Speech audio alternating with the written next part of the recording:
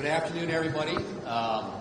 Republicans continue to have very productive conversations on how to achieve our agenda and working with President Trump on making sure that we are rebuilding our military, unleashing American energy dominance, making sure that there isn't a $4.5 trillion tax increase on the American people at the end of this year, and obviously securing our border. Those are the priorities that we believe need to be addressed, and those are the discussions that we've been having in our conference about the best way to achieve that. Obviously, we are hopeful that this week we can get a budget resolution on the floor that will unlock the process that will enable us to achieve and to reach those goals. And so we are continuing to move forward with that. And, of course, we expect the Democrats to resist us at every turn. But unfortunately for them, when they talk about fighting, what they are fighting, obviously, against, or for, I should say, is a $4.5 trillion tax increase on the American people at the end of the year. That's what's at stake in this discussion. And what that means, if you put it into kind of just everyday terms, there are literally those who make less than $400,000 a year. There would be a $2.6 trillion tax increase on those wage earners and a $600 billion tax increase on small businesses. That's what's in stake in this conversation. So say, for example, if you're a working family in this country with kids, if we don't extend the existing tax relief by the end of this year, then you will see the child tax credit go from a $2,000 child tax credit to a $1,000 child tax credit. So every family in this country who has children would face per child a $1,000 tax increase.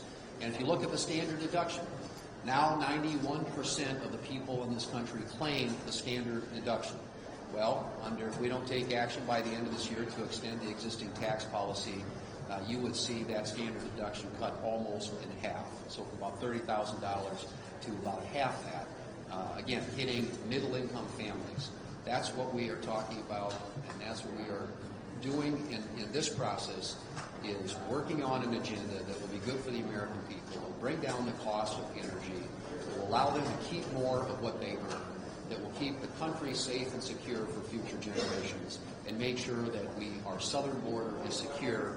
And so all the associated problems that we've had for the past 4 years in the Biden administration are done away with. This president has made huge progress on that front already. We want to be good partners in working with him to achieve these objectives on behalf of the American people. Next up, Senator Barrasso. All the things that Leader Thune talked about are things that I heard about this weekend all around the state of Wyoming. We use a lot of hunting phrases in Wyoming, one of which is open season.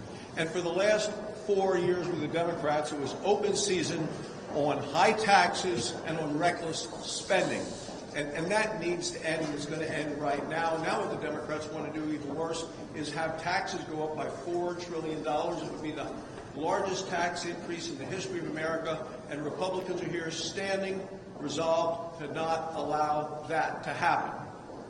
The American people know, and certainly Republicans and all of us know what the American people want. They want things to be affordable. They want a growing, strong, healthy economy.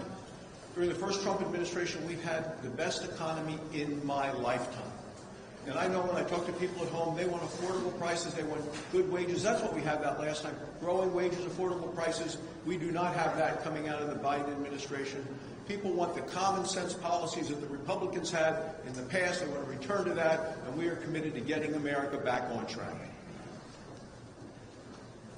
Well, we just finished our Tuesday lunch where we had a really great discussion, fact-filled discussion on where we're going this week. So I want to thank our leader, John Thune, for giving us a very precise and very detailed path forward on an extremely important issue in the reconciliation package.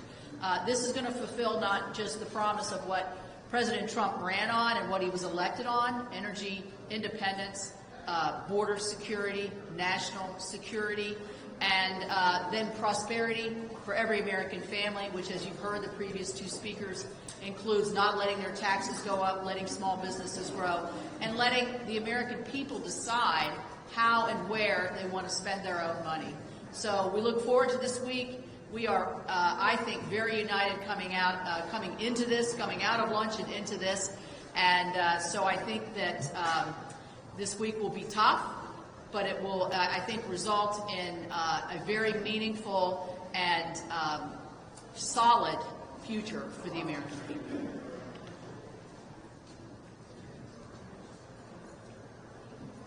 Sometimes it's just not hard. When I talk to folks in Oklahoma and I say, what is it you need the government to do or not do? It's pretty high on the list saying, don't raise my taxes. Prices under the Biden administration went up 20% with inflation in that 4 years. Please don't raise the taxes. Actually help our businesses to be able to grow by getting out of the way with regulatory issues. Bring the price of gasoline and diesel down so we can actually do more production and we get a chance to be able to travel more, secure the border, and make sure our national defense is done. That's exactly the debate that we're having right now. It's what the folks in Oklahoma have asked for over and over again. Quite frankly, Oklahoma is no different than many other nations or many other states in that way. People want to be able to see national security, border security. They want stable prices, and they want some way to be able to tell their families, here's where the government's out of the way, and we can succeed in our small businesses or grow our manufacturing and to be able to be successful. That's the focus of this week. It's the first step of multi-steps that have got to happen to be able to get this done, but we're ready to take the next step to get it done this week. Question? Yeah, if the parliamentary rule that not use current policy based on this core reconciliation, will you accept that? Well, we are in conversations, as you know, with the parliamentarian about the best way to get budget reconciliation we're trying to accomplish across the finish line. We think the law is very clear, and ultimately the budget committee chairman makes that determination. But obviously, we're consulting regularly with the parliamentarian on the best way to achieve the desired outcome here in the end, and that is to pass a reconciliation bill that accomplishes all the objectives that my colleagues have used to.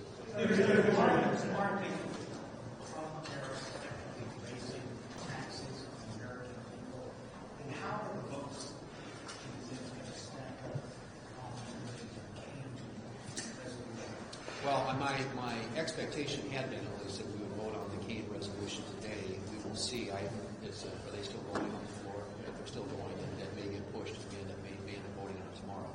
I think all of us are anxious to see and will wait to see what the president actually comes out with in terms of tariff policy tomorrow. But I don't think that should change people's vote on the Kane resolution. The president declared the emergency to deal with the issue of fentanyl and the flow of fentanyl into this country, not only from our southern border, but also from our northern border. That's what the emergency declaration is about. And what this would do is undo that. And I think the president needs to have tools at his disposal to deal with what I think are national emergencies, and certainly, the tens of thousands of people that are killed in this country every year because of fentanyl represents that. So I hope we'll have the votes to defeat it. The Trump administration acknowledged that mistakenly deported a Maryland man to El Salvador. It seems in some of these cases, some of these individuals have not been given due process. Should they change their approach and how they're dealing with these deportation cases? Well, I think that what they are trying to do is make sure that people who are in this country legally who have committed crimes are going back and being sent back to their home countries. And I'm not familiar with the particulars of that individual case, but I'm sure we'll find out more about it. But at the end of the day, the policy objective here is clear, and I think the president is correct to make sure that people who are in this country illegally, who have been, arrested for crimes in this country, be sent back to their home country. I think that's a fairly straightforward assumption that most Americans agree with.